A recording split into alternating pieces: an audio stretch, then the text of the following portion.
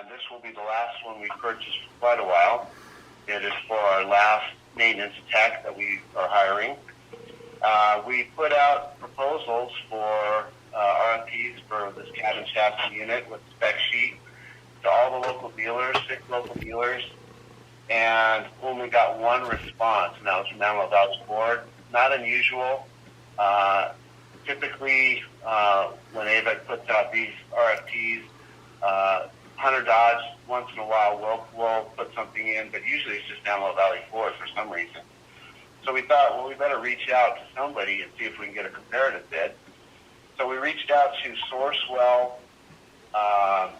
National Auto Fleet Group, and we're a member of that group.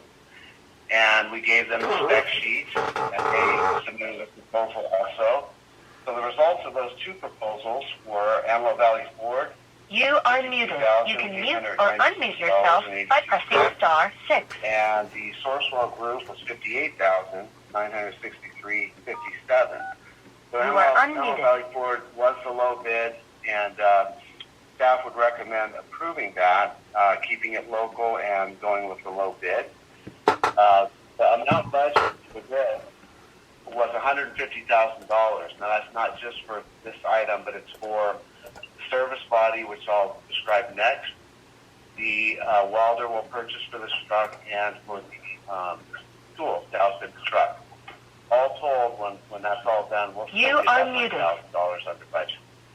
So that would be my first recommendation, would be to approve this cab and chassis for Navy Ford.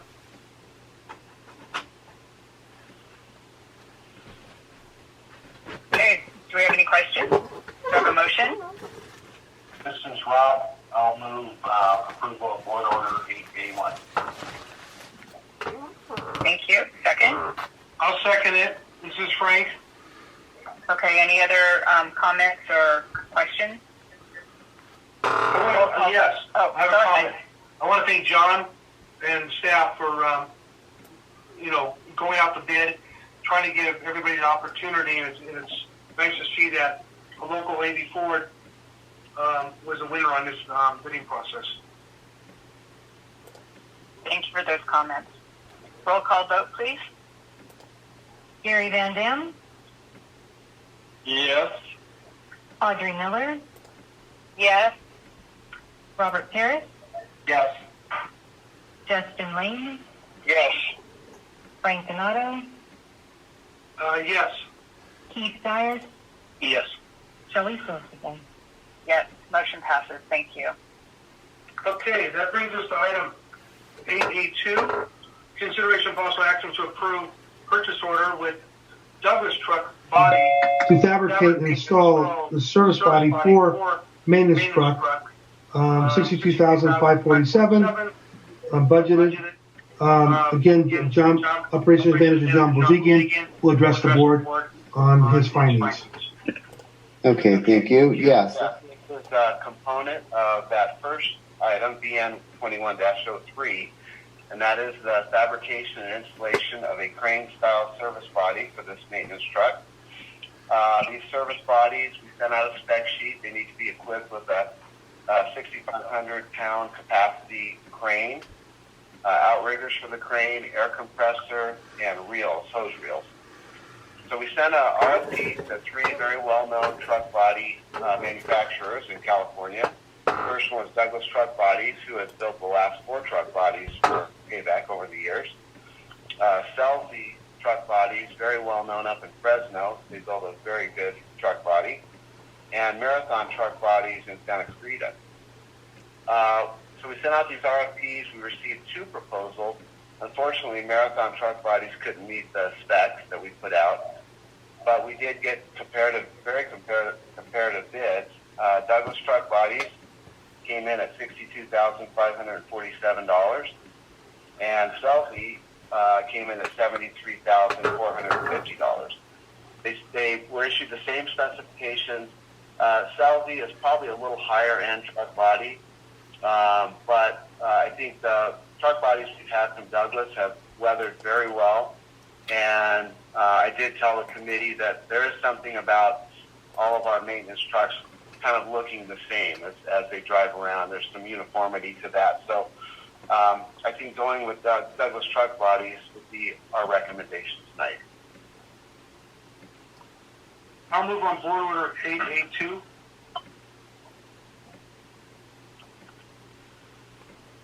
This is Director Miller, I second. Thank you. Any discussion? Roll call vote, please. Gary Van Dam, Yes. Audrey Miller, Yes. Robert Harris, Yes. Justin Lane, Yes. Frank Donato, Yes. Keith Stiers, Yes. Shelley Thurston. Yes. Thank you, Madam Secretary. That passes. Okay, brings us 883. This consideration possible action to approve a purchase order with R&B Automation to supply and install 6 new AUMA valve at the Quartzville Treatment Plant. 50,000. What? Okay. Manager of Operation John Bozigi will address this. Okay, thank you. Just going back to our last item, I wanted to tell the board that with the cabin chassis, the truck body, the welder we're going to purchase, and the tools, we'll still be about $9,500 under budget total. So that's always good when you can get what you need and still come in under budget. The last item, as Frank said, is ER 21-07. $95,000 was allocated for this item. And as part of the 2008 disinfection byproduct expansion at all of our facilities, Quartzville, we changed the way we remove sludge from the clarifiers at Quartzville from traveling bridges to what they're called fontaine valves. And these fontaine valves raise and lower and use the head differential in the clarifier to remove the sludge from the bottom. So the actuators that actuate these valves, they're electronic actuators that were installed in 2008, were becoming somewhat obsolete at the time, but that's what was available. And we've had two major failures over the last 2 years where these actuators fail and they drive these valves all the way down and bend a lot of things up, and we have to go through a lot of expense to repair them and take a clarifier offline while it's being repaired. So we contacted R&B Automation, who have done our valves and valve actuator replacement for the last 25 years. And they do have a new actuator. It's an AMA, same as all the other actuators we've replaced over the last 12 years at Avek have been these AMA actuators. So we have uniformity there. Our spare parts are interchangeable. And they have submitted a price of $58,071.80 to replace 6 actuators. That includes the actuator, the machine work to build the adapters to make them fit, installation and adjustment and training on keeping these things maintained. We could go out for other bids. The interesting thing is that R&B Automation is the West Coast distributor for AMA actuators. So anybody that got this would have to purchase them from R&B. But over the years, we have priced R&B. They're always very competitive, and they've served Avek very well over the years. So we did look at the sole source purchase section in the purchasing policy, and this does qualify under section 3.3, paragraph 3 of that policy to go with R&B as a sole source for those reasons. So we would recommend approval of this item for $58,071.80.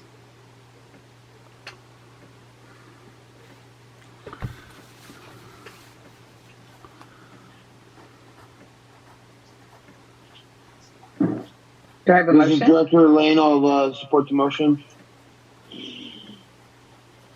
Can you make the motion, please? Oh, I don't have my book. I'm sorry, I'm in the other room. I'll do a second if somebody has the actual number in front of me. I'll make the motion. This is Frank. You make a motion to approve item 8A3, correct? Thank you. Just want to be a little, since we're on the Zoom and trying to be more specific. So anyways, any other questions or comments? I do have a comment, and thank you very much to John and staff for coming in below our budget. That's always helpful. Thank you. Roll call vote, please. That was a second by Director Lane. Right. Division 7, Gary Van Dam. Yes. Division 6, Audrey Miller. Yes. Division 5, Robert Paris. Yes. Division 4, Justin Lane. Yes. Division 3, Frank Donato. Yes.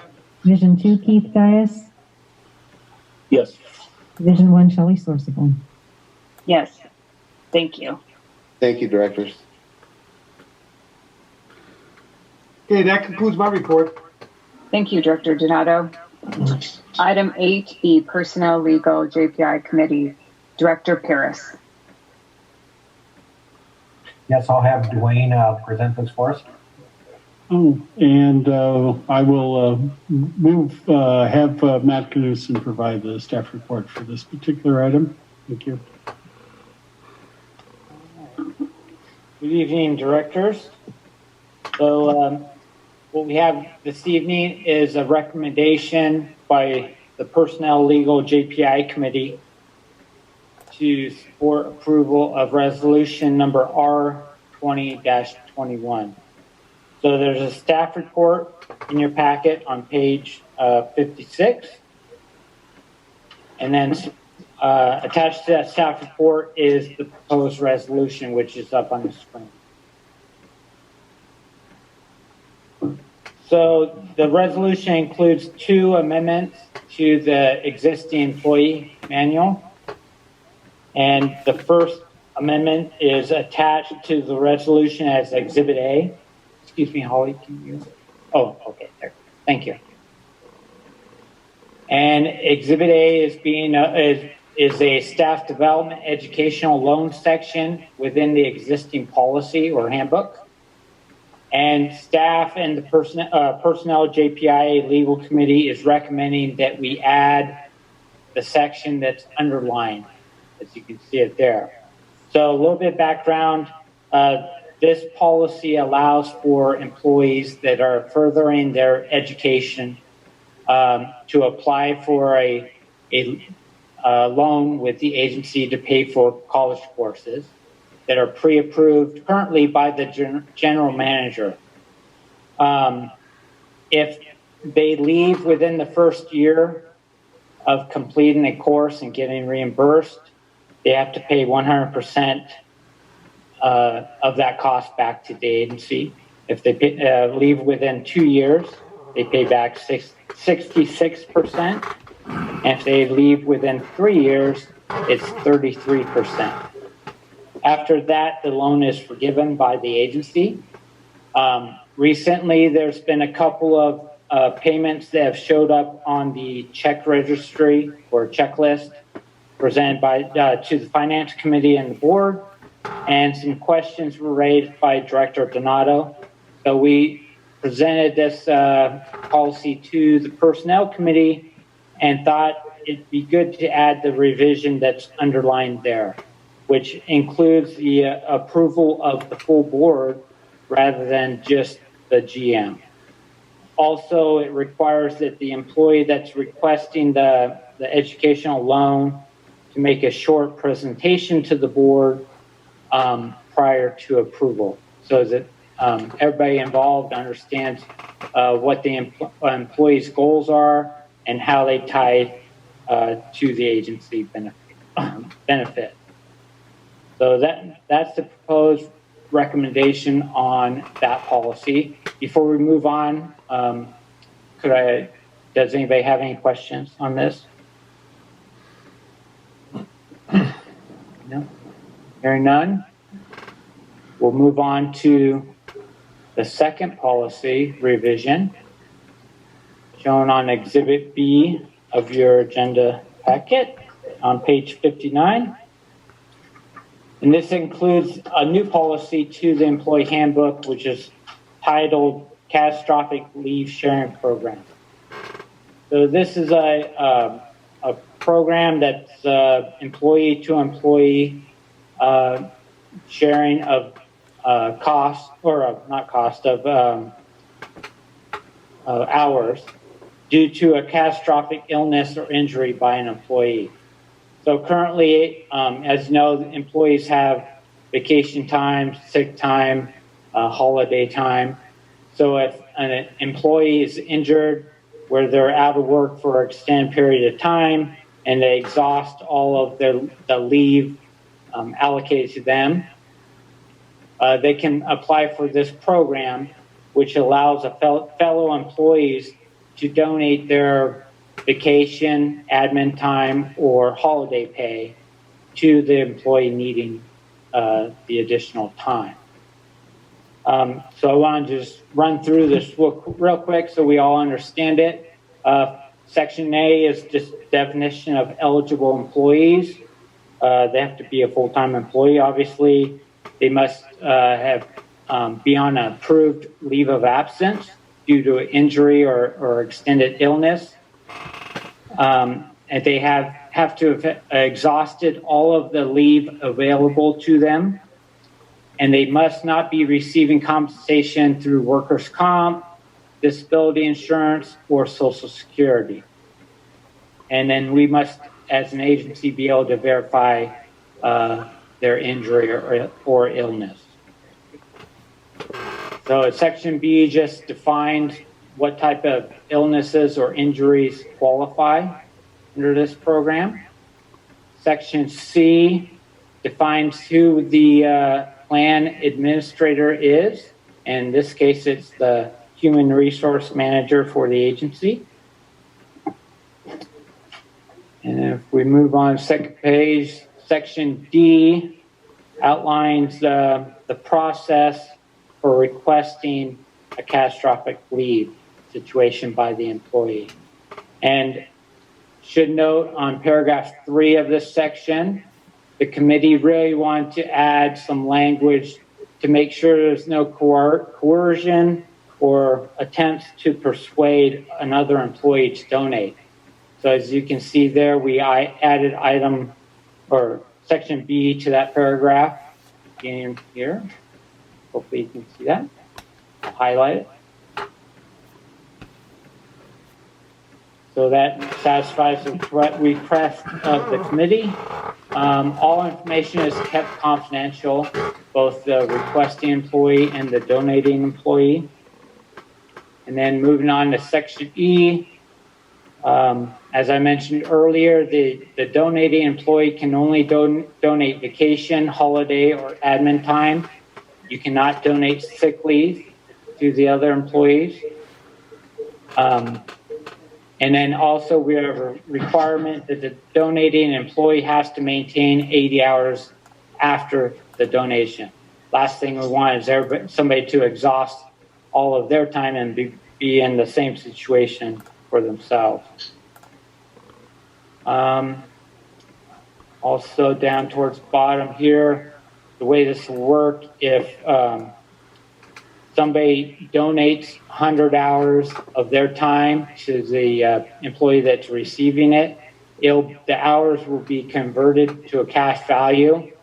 So that will compensate for the difference in hourly wages between both the donating employee and the receiving employee.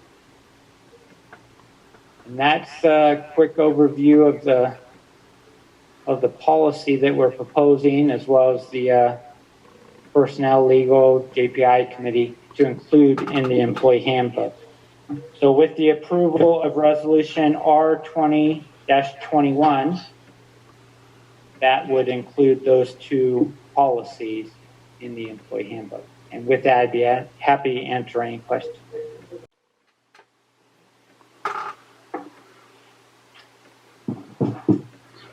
This is Director Lane. It sounds fair enough to me, as long as I like that you have a limit on the number of hours that they can donate so that they don't get in the same predicament that the other one's in. So, yeah, sounds like it was pretty well thought out.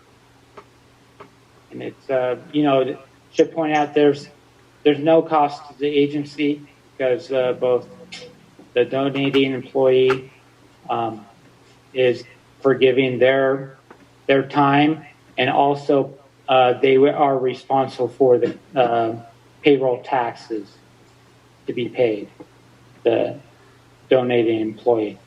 So there's no cost to the agency, and it's strictly voluntary. Okay, do I have a motion to accept resolution number R20-21?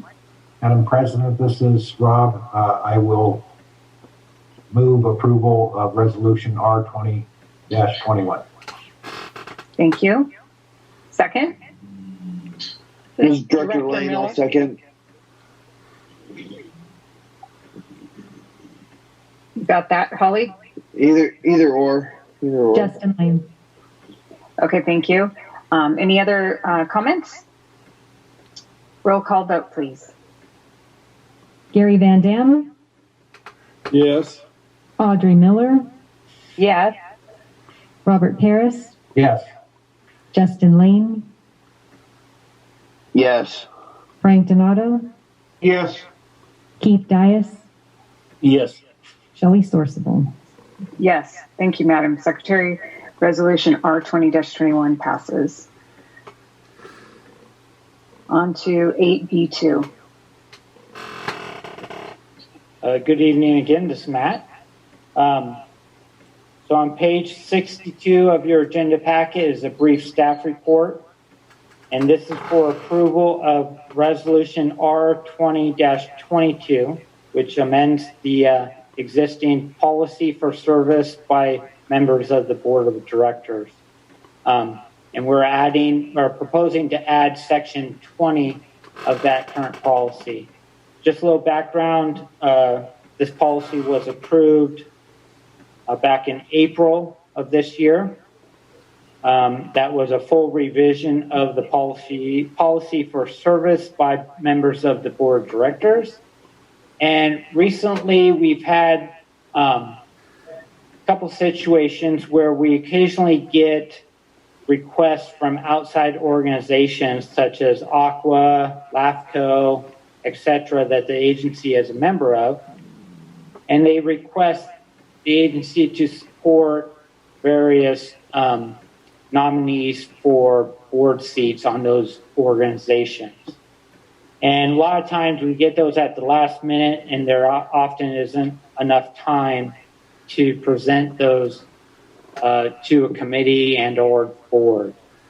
So this policy was reviewed by the Personnel Legal JPI Committee, and we're recommending adding section 20 to deal with this topic. And you can see it's got three bullet points of this policy.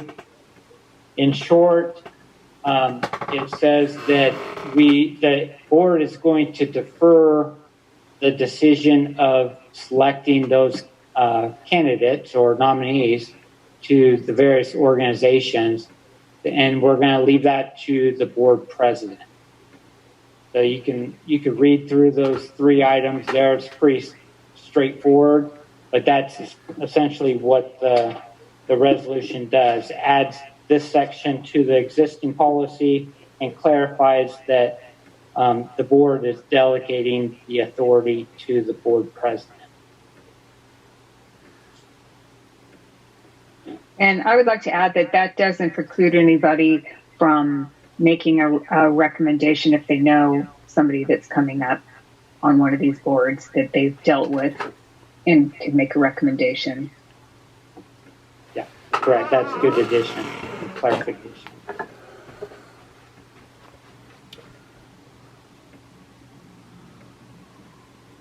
Okay, is that it, Matt?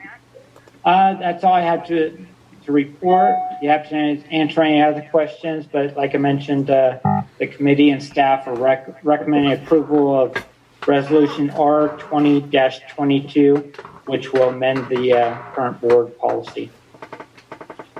Thank you, Matt. Do I have a motion? Madam President, this is Rob. I will move approval of resolution number R20-22. Thank you, Director Paris. Do we have a second? Director Miller, second. Thank you. Roll call vote, please. Gary Van Dam, Yes. Audrey Miller, Yes. Robert Paris, Yes. Justin Lane, Yes. Frank Donato, Yes. Keith Dias,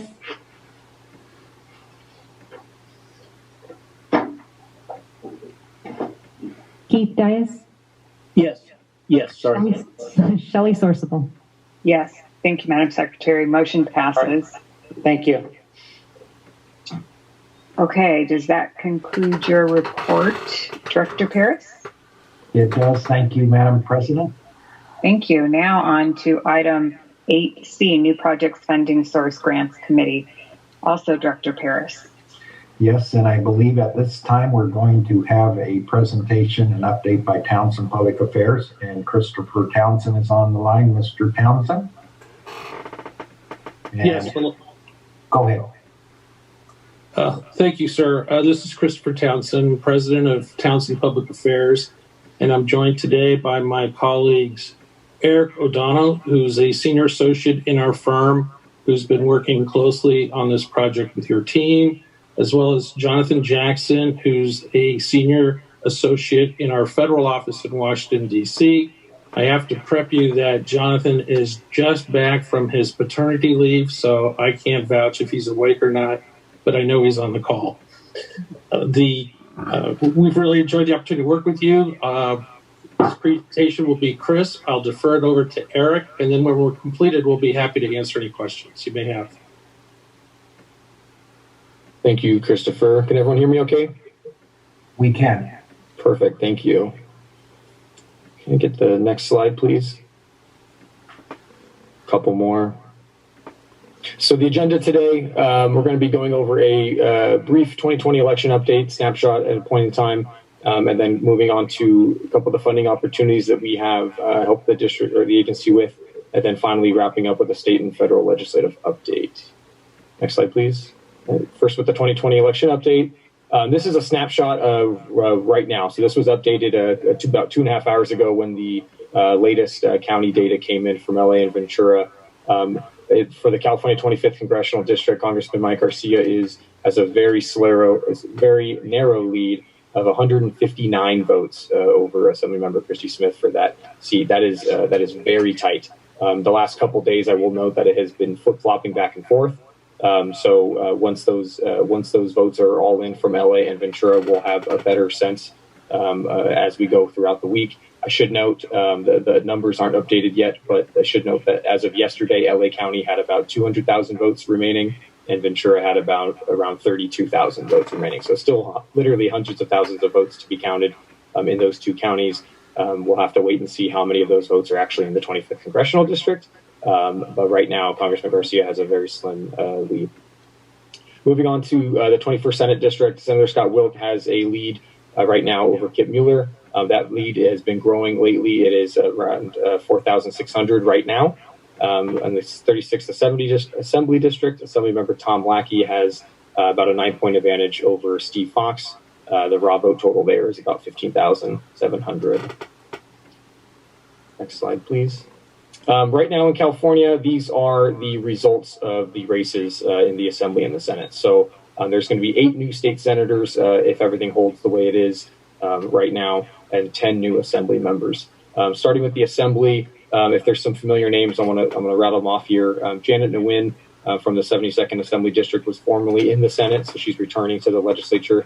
And then moving over to the Senate side, Susan Telementis Eggman, John Laird, and Monique Limon were all previously in the Assembly. John Laird will sound familiar because that is the former California Natural Resources Secretary under Governor Brown, who we have a great relationship with and have worked with him for decades now. And one of him is both in the Assembly and with the Brown administration, so he brings a lot of experience in the water region back to the Senate there. And then Josh Newman is a senator who was in the Senate, lost a recall race, if you remember, and then is now back in the Senate. So just some familiar names in there, but we're looking at 8 new state senators, which is about 20% of the Senate is going to be new, and then 10 new Assembly members, which is 12.5%. Next slide, please. What that means in terms of party lines and where the votes land, the Assembly is expected to maintain a 60-vote Democratic lead, with Republicans with 19 and 1 independent. If that looks weird, it's because Assemblymember Chad Mays, who's a Republican from the Riverside, San Bernardino area, re-registered as an independent before this election and has won his election. So now there's officially an independent in the California State Assembly. It is expected he'll caucus with the Republicans, but nevertheless, it is a party designation change. In the Senate, Democrats are expected to pick up a seat to make it 31 votes to 9. Democrats are over 2/3 majority vote in both the Assembly and the Senate, which means that they do not need any Republican votes or even independent votes to pass any tax measures, urgency clauses, or ballot measures to put on the statewide ballot. Next slide, please. Moving on to the U.S. Congress. Right now, there's, as you saw with Congressional District 25, there's about 21 races that are just too close to call. Yeah, I got a quick time out. I didn't come here tonight to listen about this. I thought we were hearing about grants. Okay, I know more about this stuff than 99. I mean, all of us have heard enough of this stuff. What is this going to take us to? Frank, this is Rob. This is something not all of us know exactly what's going on. It's only going to take a short time, and then we'll get into the grant. I want to know what this has got to do with AVAC. That's all I want to know. Well, I think what it has to do with AVAC is certainly when you get to our local representatives, they're very important for our grant programs, and I think Eric is just giving us. Let's wait until it's finalized. When it's finalized, and we can determine that who we're going to be talking to for our grant. I don't know what this has got to do with our grants right now, right this minute. Frank, we're almost done with this section. Just give us a couple more minutes and it'll be done. Thank you. Just really quickly, no problem. Really quickly moving on in the Senate, it's 48 Democrat right now, 50 Republican. That's because 2 seats will be decided by a special in January 21 in Georgia, where no candidate was able to get over that 50% mark in their state to become their senator. So the control of the Senate is dependent on those 2 special elections in January. Next slide, please. Moving on to funding opportunities. The first is the hazard mitigation grant program that we have presented on last time, but that has come back as awarded, I'm happy to say. So the agency there is Cal OES, which is a pass-through from FEMA to create a local hazard mitigation plan for the agency. That was a $150,000 award. That RFP has been issued to look for a consultant to develop that local hazard mitigation plan. The beauty of this program is that this really unlocks other greater, larger funding sources in the future. In order to really get any sort of FEMA money or any sort of Cal OES money, you really need to have a state-approved, or FEMA-approved, I should say, local hazard mitigation plan that has specific mitigation projects identified within that plan. So we look forward to working with the agency once that plan is put into place to identify and secure other funding for those mitigation projects. This is the WINAC Section 4000 storage funding is the project we've spent the bulk of our time on in the past year. This is an opportunity through the Bureau of Reclamation and the Department of Interior that we've also presented on for the SNP Phase 2 project. This year in 2020, we have been going back and forth a couple times now with Bureau staff and agency staff who is running this program to ask additional questions of us of the SNP project, and we are providing additional data. So we've had a couple back and forth, but I do want to mention that Congressman Mike Garcia has been very helpful on this project so far and on this funding opportunity. He has really engaged at the highest level with the Bureau, going so far as to having personal conversations with Deputy Commissioner Hagenauer over at the Bureau on our behalf to ensure that what they have is what they need. Through his conversations with the Deputy Commissioner, we were able to glean some additional items that the Bureau would like to see and additional steps that they would like to see us take prior to considering this for a full award down the line. We are asking for roughly $24 million dollars for that SNP Phase 2. So right now we are working with staff on developing additional documentation that they want to see and additional explanations and justifications for how this project fits in with their existing program to be sent over to the Bureau next week.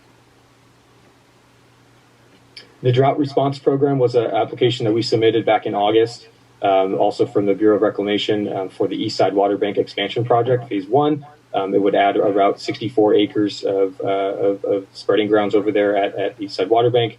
We're asking for $1.5 million for a project that's roughly $3.5 million in size.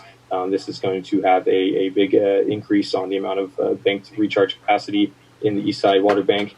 And we expect the Bureau to announce awards sometime in Q1 of 2021 for that project.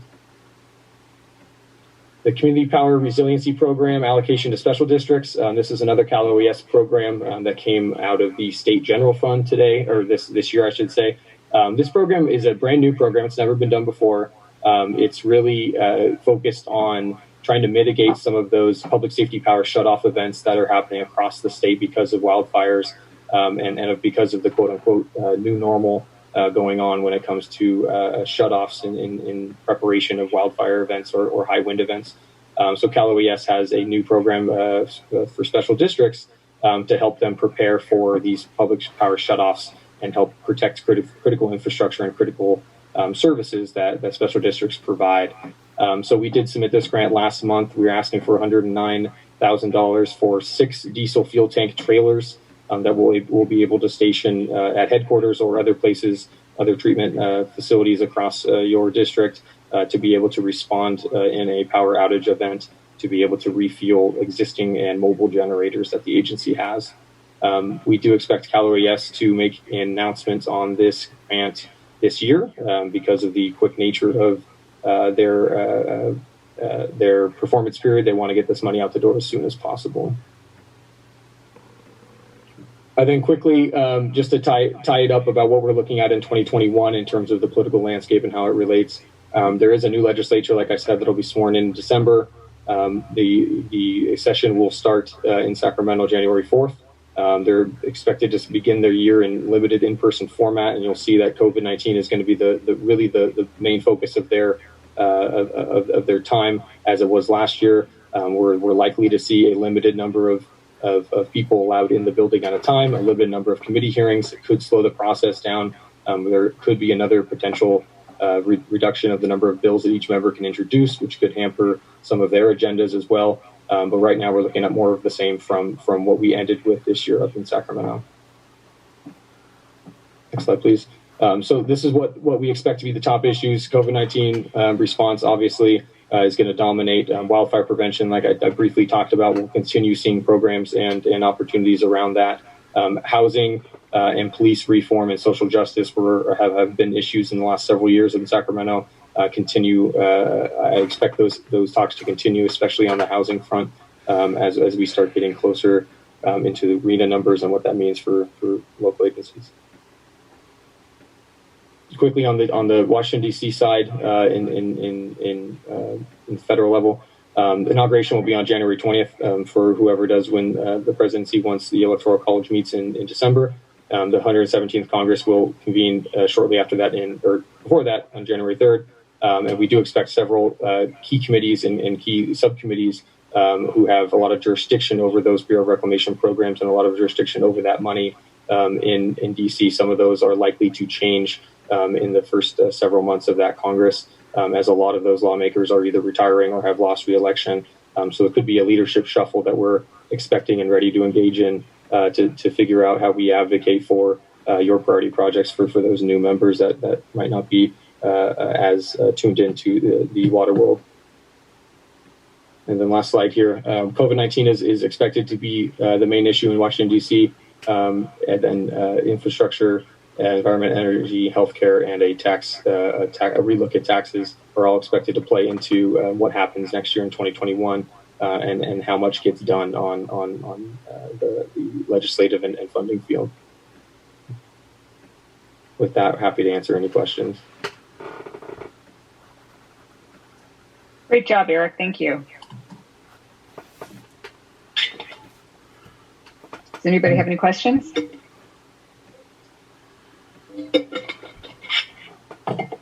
Rob, would you like to say anything? Yeah, I'd just like to thank Eric and Christopher and the whole Townsend group. You've been doing a great job for us this past year, and we really appreciate the relationship and continue to work with you. Appreciate the presentation. Thank you very much. Okay, moving on to item 9, old business. We have none. Number 10, general manager's report. Yes, we'll begin the general manager's report with the chief engineer's report. And Thank Justin Livesay, our engineering manager, will provide that report to you.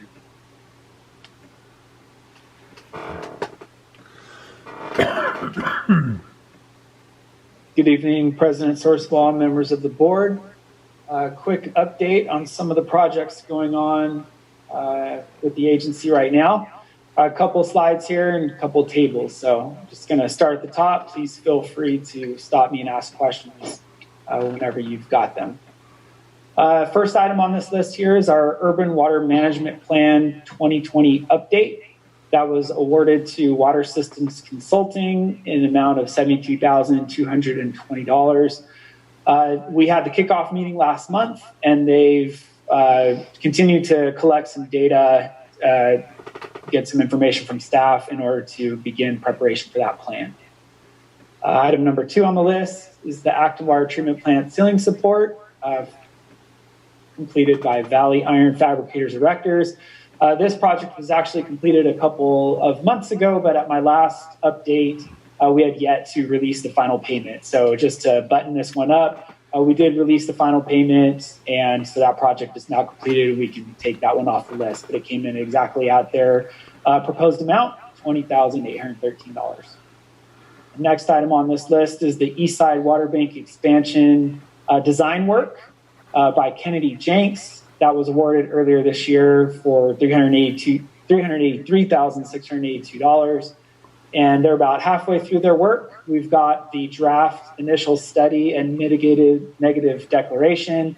So staff is reviewing that. We just received it late last week. And Kennedy Jenks did provide us with a 20% preliminary design report for the pipeline and recharge basins.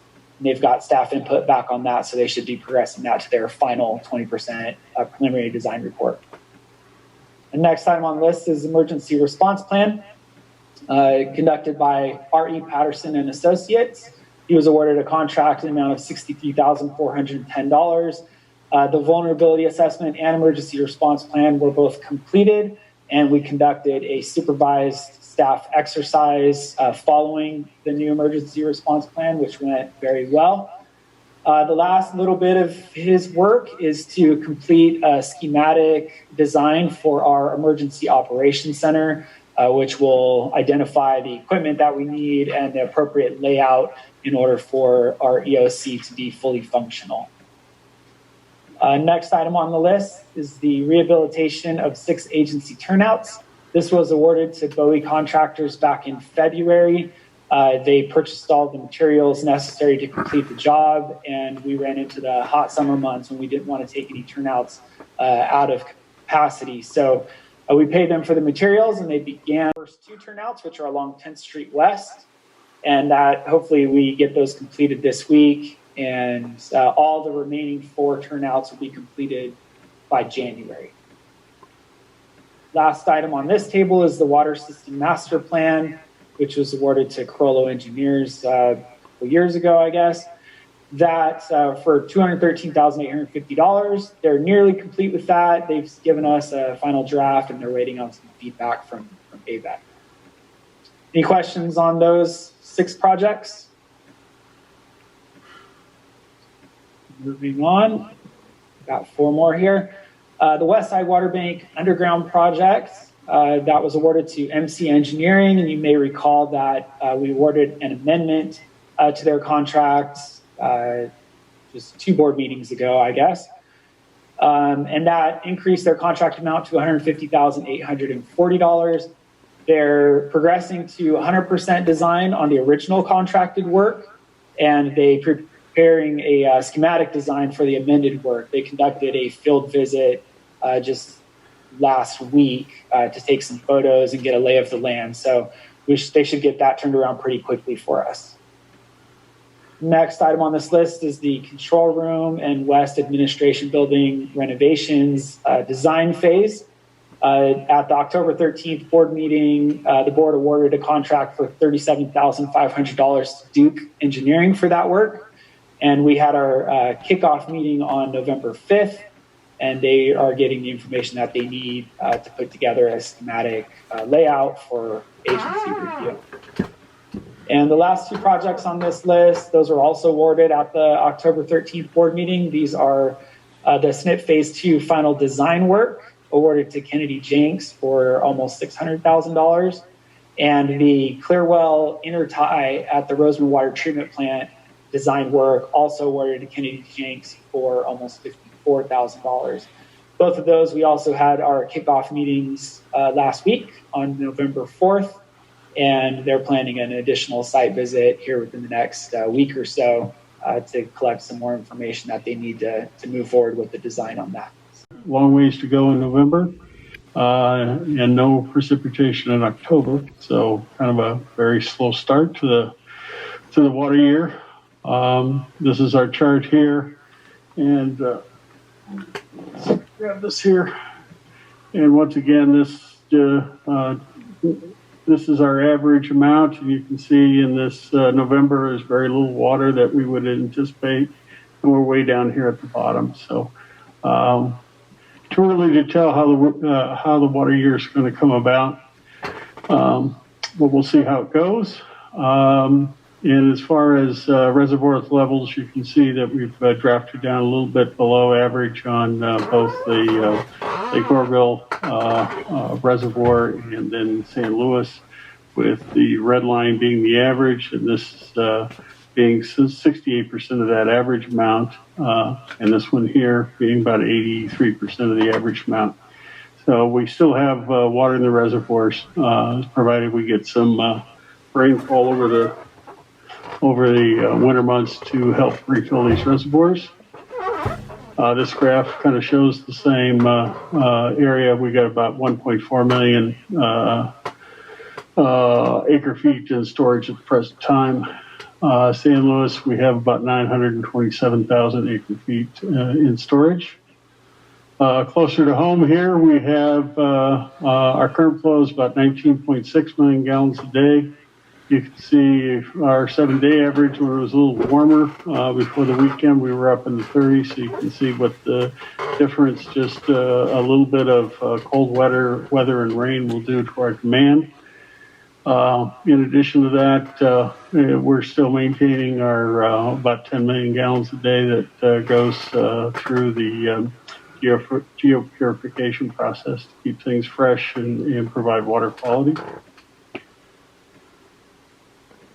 As far as water banking goes, we're currently not performing any water banking, and probably we'll do very limited amount of water banking through the balance of the year. As far as water quality goes, our turbidity has improved with the cooler temperatures as it comes through the plant here at Quartz Hill. And our last quarter THMs for 2020 will be collected next week. Some operation and maintenance updates. You can see the picture there shows the new equipment trailer that was purchased in order to help tow our backhoe around to the various places that the maintenance departments will be able to use it. As mentioned earlier, we're still working on our 2020 winter maintenance projects, and as the demand for water goes down over the winter months. We're still working up at the Phillips lab facility. That should be done shortly. And the Eastside Water Bank is going through some pond maintenance this week. So right now the Rosamond plant's offline for maintenance, and we do have all of our North Feeder customers will be receiving water through the SNP line. And we were very fortunate to get a very qualified well and pump maintenance technician that we were able to hire, and they'll begin their employment with the agency next week. As far as COVID response goes, we're continuing with our protocols. We have no new cases here locally. Just some other information as far as the state goes. You can see that we spent $1.48 billion on our COVID response. Pfizer announced yesterday that they will soon be bringing the COVID vaccine to market, and it's supposedly supposed to be 90% effective. We'll see how that works out. And that's about all I have to say. The governor's also he's doing things to his own, moving to his own drummer, I guess, and he might be more restrictive on a couple of counties within California because of the increased positive rates in those regions. As far as our events, Wednesday's Veterans Day. We have our Congressman Garcia tour, which as of today was still on for Thursday. And we've confirmed with our office. Our water masters on the Wednesday, 11/25. And then we have the Aqua virtual conference December 2nd and 3rd. My schedule, I will be out of the office on Veterans Day taking care of some personal business. And other than that, I'll be in the office most of the time for the next couple of weeks till the next board meeting. Happy to answer any questions that you may have. Can I make a correction on that Water Master meeting? It's going to be canceled and rescheduled for a special on December 2nd. Okay.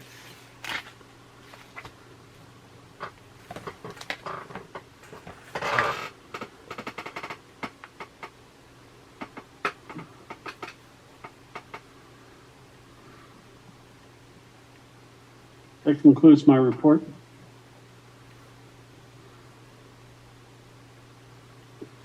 Okay, and Holly, can you please send us out a meeting request for that AV Water Master meeting? I don't have it on my calendar. Yes. Thank you. Okay, item number 11, directors' reports. Do we have any directors wishing to update us on anything? Okay, item 12, attorney's report. Nothing to report, Madam President. Item 13, do we have any requests for any future agenda items? Okay, item 14, closed session. Do we have a reason to go to closed session? Yes, we do. Item D. Item D, okay. Can I have a motion to go? Pardon me? 14D. 14D, yeah. Do I have a motion to go into closed session? Madam President, this is Rob. I'll move that we go into closed session. I'll second. This is Pete. Roll call vote, roll call vote, please. Gary Van Dam. Yes. Audrey Miller. Yes. Robert Paris.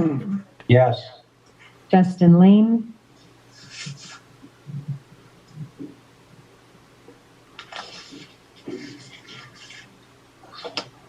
Yes. Frank Donato. Yes. Keith Dias. Yes. Shelley Sourceable. Yes. Okay, so will you be switching this over to closed session then? Yes, I will switch you guys over. Just remain on the line. You may be prompted to join, and we will go into closed session. And when we're done, we will come back into open session if anyone wants to stay on the line. Thank you. So give me about less than 5 minutes. Thank you.